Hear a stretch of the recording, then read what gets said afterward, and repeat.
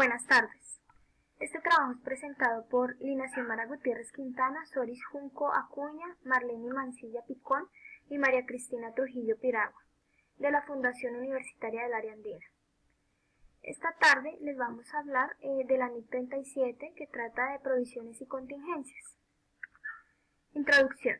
La NIC 37, Provisiones y Contingencias, fue aprobada por el Consejo del IASC en julio del año de 1998, con vigencia para todos los ejercicios que tengan comienzo a partir del 1 de julio de 1999, donde nos muestra la forma adecuada de contabilizar y suministrar la información financiera en cuanto se refiere a una provisión o cuando existen pasivos o activos de carácter contingente. Provisiones. La definición de una provisión es un pasivo de monto incierto. Es una obligación actual de la empresa que surge de sucesos pasados, en donde existe incertidumbre acerca de su cuantía, y la cancelación se espera que origine una salida de recursos de la empresa que representen beneficios económicos. Principales exigencias de la norma para una provisión y pasivo contingente. ¿Hay un suceso pasado que origina una obligación? Sí. ¿Se produce una obligación presente? Sí. ¿Existe evidencia de la posibilidad de la salida de recursos? Sí. ¿Se puede hacer una estimación confiable de los recursos que saldrán? No. ¿Existe remota posibilidad de salida de recursos? Sí. Informar del pasivo contingente en la memoria. ¿Se puede hacer una estimación fiable de los recursos que saldrán? Sí. Contabilizar una provisión. No. Confirmar del pasivo contingente en la memoria. ¿Hay un suceso pasado que origina una obligación? ¿Se produce una obligación presente? No. ¿Se genera una obligación posible? No. No hacer nada. ¿Existe remota posibilidad de salida de recursos? No. No se debe hacer nada. O sí, informar del pasivo contingente en la memoria. Reconocimiento de las provisiones. ¿Cómo lo podemos analizar según la norma? La entidad obtiene una obligación legal o implícita como resultado de un suceso pasado. Puede hacerse una estimación fiable del importe de la obligación. Para que sea un pasivo, también se estime la fiabilidad del importe de la obligación. Con respecto a la obligación actual, esta puede ser legal o implícita. Pasivos y provisiones. Se diferencian por la incertidumbre del vencimiento y cuantía. La importancia de reconocer las provisiones. Aquí vemos dos ejemplos. El primero, estado de resultados sin provisión. Ingresos, menos costos y gastos, menos provisiones saldo cero. La utilidad nos da un valor que es irreal. El estado de resultados con provisiones. El ingreso, menos los costos y gastos, menos las provisiones. El total es la utilidad, que tiene un valor real.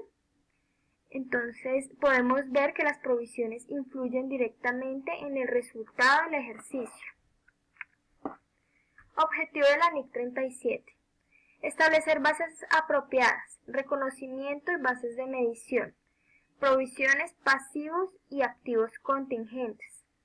Revelar información, la naturaleza, los importes y los vencimientos. Contingencias. Podemos definir las contingencias como la posibilidad o riesgo de que suceda un hecho. En la forma se utiliza para designar activos y pasivos que no han sido objeto de reconocimiento en los estados financieros, en donde se abarca el activo y pasivo contingente. Pasivo contingente. Una obligación posible cuya existencia debe ser confirmada. Una obligación presente que no cumple con las condiciones para ser reconocida como provisión. Activo contingente. Es un posible activo que surge de sucesos pasados y cuya existencia será confirmada solo mediante la ocurrencia o falta de ocurrencia de uno o más sucesos futuros, inciertos, que no se encuentran completamente bajo el control de la empresa. Un activo contingente no es registrado en el balance general, sino divulgado cuando una entrada de beneficios económicos sea probable. Ejemplo: la empresa Ecopetrol explota un yacimiento marino y la concesión que tiene para hacerlo le exige retirar la plataforma petrolífera al final del periodo de producción y restaurar el fondo marino. Al 90% de los eventuales costos tienen relación con la retirada de la plataforma y con la restauración de los daños causados por su instalación por un valor de 50 millones, mientras que solo el 10% de los citados costos se deriva de la extracción del crudo.